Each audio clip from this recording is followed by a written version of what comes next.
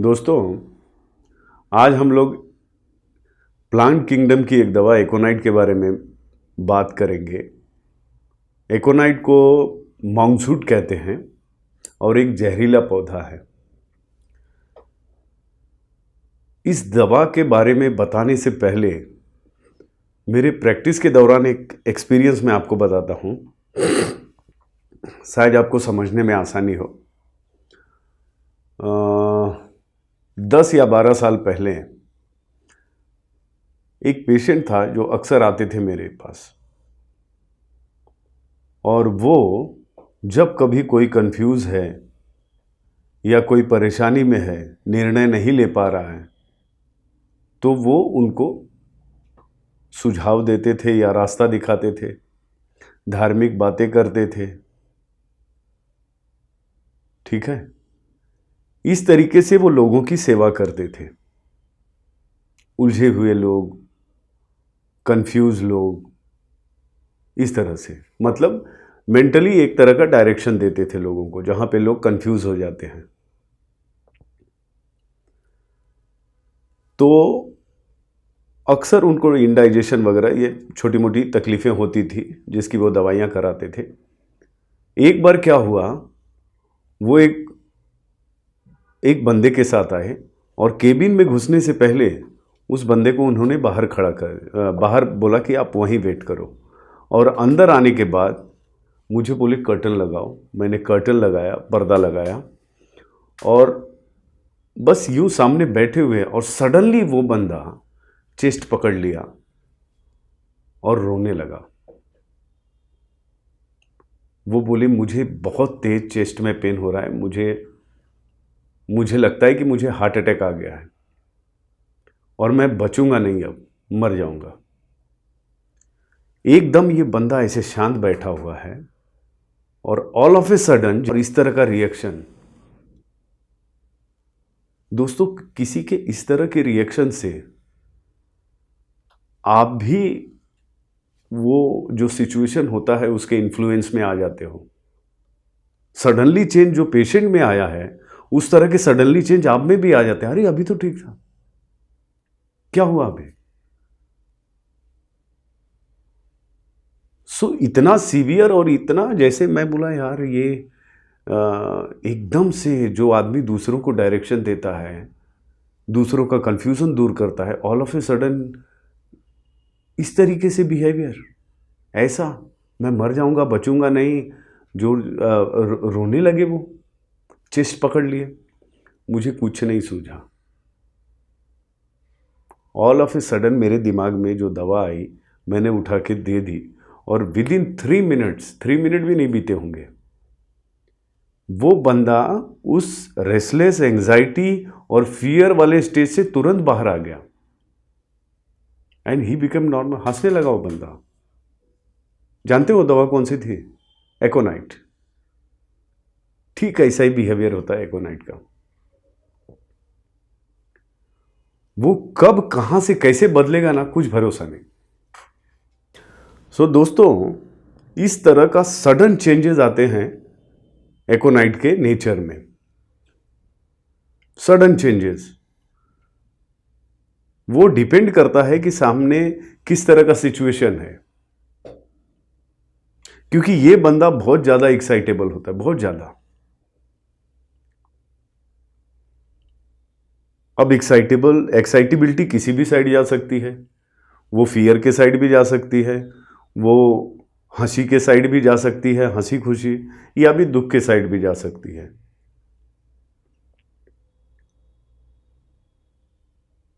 अगर समझिए कोई ऐसा सिचुएशन है जहां पे लोगों को थोड़ा हंसी आना चाहिए, तो एकोनाइट को थोड़ा हंसी नहीं आएगा, ये बहुत ज्यादा जोर, जो खिल के हंसने लगता है।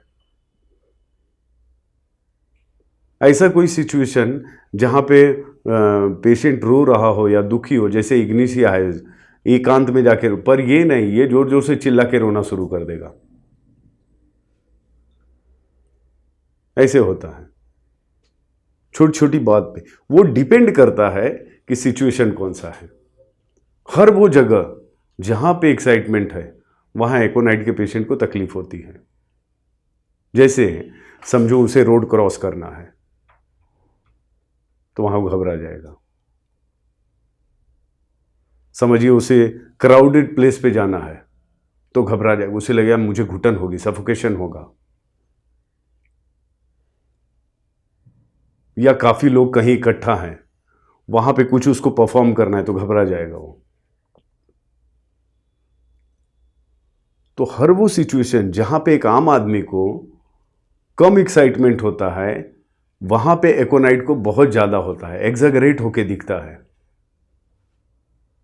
शायद इसीलिए इसको एक्यूट केसेस में ज़्यादा इस्तेमाल किया जाता है।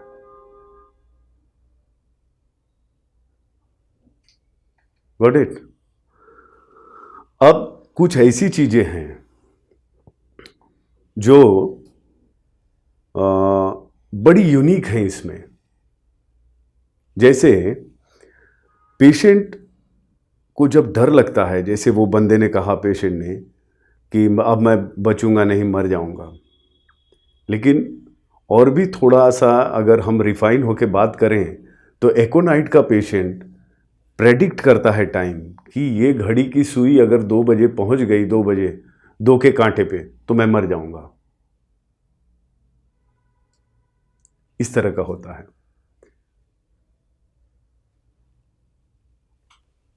कुछ ऐसे सिम्टम हैं जो उतने इंपॉर्टेंट नहीं है पर कभी कभी ये इनको कंसीडर किया जाता है। जैसे एकोनाइट के पेशेंट को जब अपनी तकलीफ़ों में रहता है वो, तो उसे दूसरों के लिए कुछ सोचता नहीं वो। हम इसे यहाँ पे यूं कह सकते हैं कि सिर्फ अपनी तकलीफ़ों को देखता है, थोड़ा सेल्फिश कह सकते हैं, क्योंकि उससे वो बाहर ही नहीं आ पाता। समझ गए? जैसे 2 दोस्त हैं, अब उसमें से एक एकोनाइट है, ठीक है? तो एकोनाइट के पैसे अगर गुम हो गए, दोनों के गुम हो गए, दोनों, एक का पर्स ऑरेंज कलर का था, एक का पर्स ब्राउन कलर का था। अगर एकोनाइट वाले का पर्स ऑरेंज कलर का था तो ब्राउन की तरफ देखेगा ही नहीं, वो सारी जगह अपने पर्स को ही ढूंढेगा। अगर ब्राउन दिख भी गया तो ध्यान नहीं देगा। तो यहां पे थोड़ा सा वो इंडिफरेंस हो जाता है, लोगों से उदासीन हो जाता है। लोगों से उसको जब उसके ऊपर तकलीफ आती है ना, तो सिर्फ सेल्फ सेंटर होकर सोचता है। शायद यहां पे एकोनाइट के बाद सल्फर देने की जरूरत पड़ती है ऐसी जगहों पे, और दिया भी जाता है। एकोनाइट को सल्फर फॉलो करता है, ठीक है? तो इस तरह का मेंटल स्टेट होता है। दोस्तों, ये रेसलेस का ट्रायोज है। रेसलेस के ट्रायोज में रस्टॉक्स, आर्सेनिक और एकोनाइट है। तो रस्टॉक्स का रेसलेसनेस क्यों होता है? क्योंकि उसको डल एकिंग पेन होता है, एकिंग पेन होता है, उसकी मांसपेशियों में दर्द होता है और चलने से वो दर्द कम हो जाता है। इस वजह से रस्टॉक्स का पेशेंट रेसलेस होता है। यानी कारण इसका फिजिकल है, मेंटल नहीं। लेकिन एकोनाइट और आर्सेनिक का मेंटल रीजन है। वो मेंटली एंग्शियस होते हैं, मेंटली रेसलेस होते हैं। फर्क सिर्फ ये है कि आर्सेनिक का जो रेसलेसनेस होता है वहां पे प्रोस्ट्रेशन यानी कमजोरी बहुत ज्यादा होती है, और एकोनाइट का पेशेंट रॉबस्ट होता है, तो यहां ऐसी कमजोरी नहीं होती। सो ये रेसलेस, इस तरीके से हम इन तीनों दवाइयों को डिवाइड कर सकते हैं। ऐसे ही ये पेन का भी ट्रायोज है। इसके पेन के ट्रायोज में एकोनाइट, चामोमिला और कॉफिया है, ठीक है?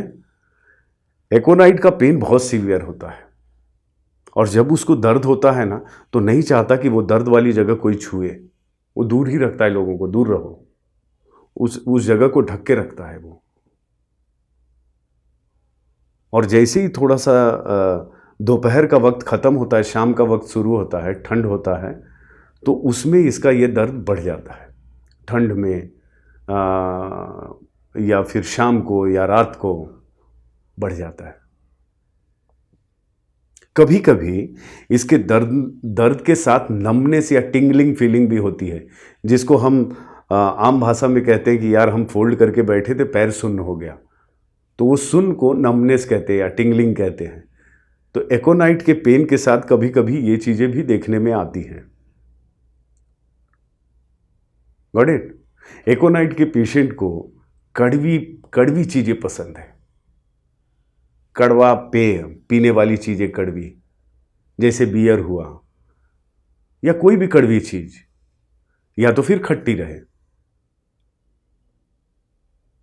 और इसके जो चेहरे होते हैं फ्लश्ड होते हैं, लाल, ये प्लिथोरिक होता है ना, तो इसके चेहरे गर्म और लाल होते हैं जब इसके कंप्लेन आते हैं। तो ये इसके चीक्स रेड होते हैं, इसके हाथ गर्म होते हैं। एक खास बात है दोस्तों कि एकोनाइट का पेशेंट जब सोता है तो सोते समय अपने ये हाथ ऐसे सर के नीचे रख के सोता है, लाइक दिस, या तो फिर कभी कभी बैठे बैठे सो जाता है ऐसे, लेकिन उस समय उसका सर आगे की तरफ झुक जाता है। Got it? इसको ड्रीम्स पता नहीं है जागा रहता है कि सोया रहता है, सचमुच, क्योंकि ये नींद में चलता है, जिसको हम इंग्लिश में सोमनाम्बुलिज्म कहते हैं। इसको नींद में चलने की आदत रहती है, और ये इसके जो सपने होते हैं ना, ये क्लेयरवॉयंट होते हैं। क्लेयरवॉयंट का मतलब ये होता है दोस्तों कि जो कल होने वाला है या भविष्य में जो चीज़ें होने वाली हैं, वो चीज़ें इसको सपने में दिखाई देती हैं। इसे हम क्लेयरवॉयंट ड्रीम्स कहते हैं। ठीक है, अब हम थोड़ा सा इसके जनरलिटीज के बारे में बात करेंगे। इसका जो पौधा होता है ना, विषैला होता है, जहरीला होता है, और थोड़ी ज़्यादा मात्रा में अगर इसे दे दिया जाए तो इसके पॉइजनस इफेक्ट बॉडी पे दिखने लगते हैं, और वो बहुत तेज़ी से आते हैं, वायलेंटली आते हैं, तेज़ी से आते हैं, शॉर्ट पीरियड के लिए रहते हैं और तेज़ी से चले जाते हैं। ऐसे लगता है तूफान आया, सब कुछ बहा के लेके चला गया। ठीक है, उसके बाद पेशेंट एकदम नॉर्मल। या ऐसा भी हो सकता है कि उस वायलेंट फेज में पेशेंट का डेथ हो जाए, ये भी हो सकता है दोस्तों। या तो वो डेथ हो सकता है, या जैसे हार्ट अटैक का मैंने बताया, अब पता नहीं वो हार्ट अटैक था कि नहीं, बट बहुत सीवियर था, तो या तो पेशेंट पूरा ठीक हो जाएगा, पता ही नहीं चलेगा कि कुछ तकलीफ हुआ था इसको, या डेथ हो सकता है। इतना सडन एंड वायलेंट कंप्लेंट्स हैं इसके, बट नेचुरल है कि ये उन्हीं लोगों को सूट करेगा जो रॉबस्ट हों, प्लिथोरिक हों, बलिष्ठ हों, ताकत वाले हों। ऐसे लोगों को ज़्यादा सूट करता है एकोनाइट। ज़्यादातर एकोनाइट की तकलीफ़ें गर्म सूखी ठंडी हवा से होती हैं। दोस्तों, आर्सेनिक का पेशेंट अगर ठंड में चला जाए तुरंत कंप्लेन हो जाते हैं, लेकिन एकोनाइट के साथ ऐसा नहीं है। एकोनाइट बलिष्ठ होता है, तगड़ा होता है। ये ठंडी में गया तो तुरंत ठंडी इफेक्ट नहीं करती, पहले इसकी बॉडी रजिस्ट करती है, उसको झेलती है। काफ़ी देर तक अगर कोई एकोनाइट का पेशेंट अगर ठंडी में एक्सपोज रहा, तब जाके उसको ठंड का असर होता है। लेकिन जब असर होता है तो धीरे नहीं होता, फटाक से होता है, फटाक से होता है। जिस दिन लगा ठंडी उसी दिन उसको असर होगा। ऐसा जरूरी नहीं कि ये ठंड हवा से ही हो। ऐसा भी देखा गया है कि एकोनाइट के पेशेंट को अगर कड़ी धूप लग जाए या तेज गर्मी से भी इसके तकलीफ बढ़ जाती है। जैसा कि मैंने बताया, ये पेशेंट बड़ा रॉबस्ट होता है, तगड़ा होता है, तो धूप और ठंड का असर सबसे पहले कहाँ पड़ेगा? सर्कुलेशन पे। ठीक है, सर्कुलेशन तेज हो जाता है।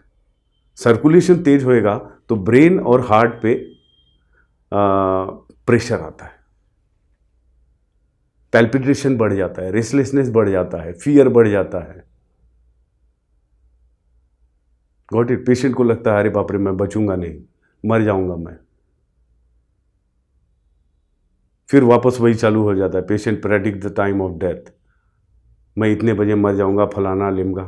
Got it? इस तरीके से होता है। कभी कभी एकोनाइट वर्टिगो में या फिर डिजीनेस, चक्कर आना, वहां भी काम आता है। लेकिन कब? जब इन सब का वजह कंजेशन ऑफ ब्रेन हो। कंजेशन ऑफ ब्रेन मतलब अब पेशेंट को गर्मी लग गई या ठंड लग गई, उसकी वजह से सर्कुलेशन तेज हुआ और ब्रेन के अंदर ब्लड ज़्यादा मात्रा में चला गया। तो इस अवस्था में पेशेंट का चेहरा लाल हो जाता है, चीक्स लाल हो जाते हैं, गर्म हो जाते हैं। ठीक है?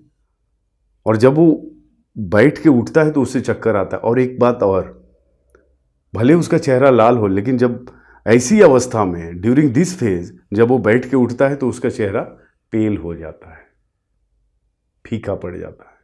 ये बहुत अलग चीज है दोस्तों।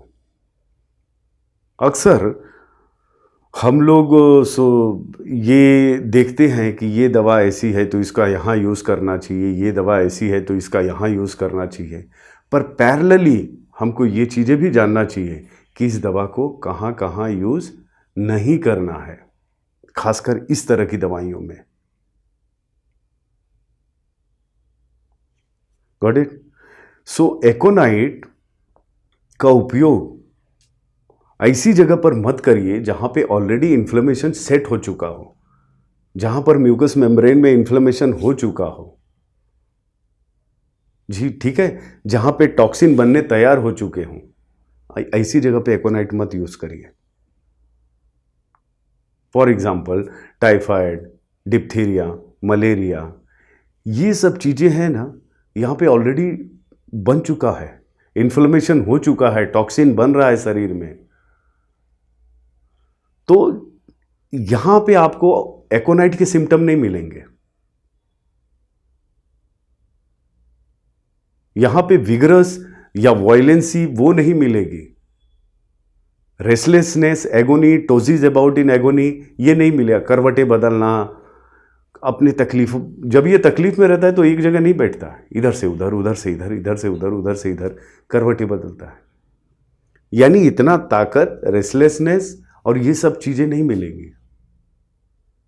ठीक है? तो इसको कभी ऐसी सिचुएशन में यूज मत करना दोस्तों, जहां पे ऑलरेडी इन्फ्लेमेशन सेट हो चुका हो या टॉक्सिन बॉडी में बनने तैयार हो चुके हो। जनरली हम लोग एकोनाइट को पहले स्टार्ट के फीवर में देते हैं और बहुत बार कंफ्यूजन होता है इसमें और बेलाडोना में। बेलाडोना भी सडनली आना और सडनली चले जाना, वो भी है। इसका भी सडनली आना, सडनली चला जाना है। लेकिन एक जो मुझे लगता है मैं आपको बता दूं, एक खास बात यह है दोस्तों कि बेलाडोना का जो पेशेंट होता है उसके जो कवर्ड पार्ट है वहां पसीना आता है, और एकोनाइट पेशेंट के अनकवर्ड पार्ट पे पसीना आता है। ये यहां पे ये दोनों को अलग कर देता है। गॉट इट दोस्तों? तो ये बहुत छोटी दवा है, बहुत एक्यूट मेडिसिन है। लेकिन उस दिन अगर मेरे पास ये एक्यूट दवा नहीं होती तो शायद उस पेशेंट को मैं 3 मिनट में ठीक नहीं कर पाता, शायद उस पेशेंट को एडमिट कराना पड़ता। मुझे ये नहीं पता कि उसे हार्ट अटैक आया था या नहीं आया था, वो सेकेंडरी चीज है। मेरे पास ईसीजी, इलेक्ट्रोकार्डियोग्राम नहीं था, लेकिन मुझे सिम्टम दिख रहे थे एकोनाइट के। सो भले ही एक्यूट दवा हो, लेकिन इसने उस समय उसकी जान बचाई। और मैं यही चाहूंगा दोस्तों कि आप जो लोग डॉक्टर्स हैं, बिगिनर्स हैं या स्टूडेंट हैं, ऐसी छोटी छोटी दवाइयों को जरूर पढ़िए, इनको नज़रअंदाज मत करिए, नेग्लेक्ट मत करिए, क्योंकि पता नहीं कब ये दवा आपको बुके दे। क्योंकि जब पेशेंट हार्ट अटैक से बचेगा तो वो बहुत एहसान मानता है आपका। मेरे एक दोस्त को मिला था, बहुत सारे गिफ्ट मिले थे, उसने एक हार्ट अटैक का पेशेंट था, उसको एकोनाइट से ठीक किया था। और ये बात उन्होंने मुझसे कही थी कि डॉक्टर साहब ये एकोनाइट है जिसने मुझे ये गिफ्ट दिलाया। सो यहाँ पे बड़ी दवाइयाँ काम नहीं आएंगी दोस्तों, एकोनाइट आएगा। और इसको फ्रिक्वेंटली आप दे सकते हो, 200 में फटाफट दे सकते हो। जनरली उतना देने की ज़रूरत नहीं पड़ती, क्योंकि 2 या 3 डोज में पेशेंट ठीक हो जाता है, कभी कभी तो 1 डोज में ही ठीक हो जाता है। इसके जो कंप्लेन होते हैं ये ठंड, सूखी ठंडी से बढ़ते हैं, लेटने से बढ़ते हैं, खासकर साइड में। एकोनाइट का पेशेंट साइड में नहीं सो सकता, बढ़ जाता है। शाम का वक्त या रात हो तो एकोनाइट पेशेंट की तकलीफ़ें बढ़ जाती हैं। शॉक हो, फियर हो, ऐसे सिचुएशन में एकोनाइट का एग्रेवेशन होता है। और अमेलरेशन, ओपन एयर, खुली हवा में जाने से इसे आराम मिलता है। इसकी जो प्यास है, बर्निंग थर्स्ट है, प्यास बुझती नहीं इसकी, बहुत ज़्यादा प्यास लगती है। This is all about aconite napellus. एक शॉर्ट में एकोनाइट के बारे में जितना बता सकता था मैंने बताया दोस्तों। एकोनाइट से रिलेटेड अगर कोई सवाल है आपका तो कमेंट बॉक्स में ज़रूर पूछिएगा। कोई राय देना चाहते हैं, you are always welcome, please do. Thank you.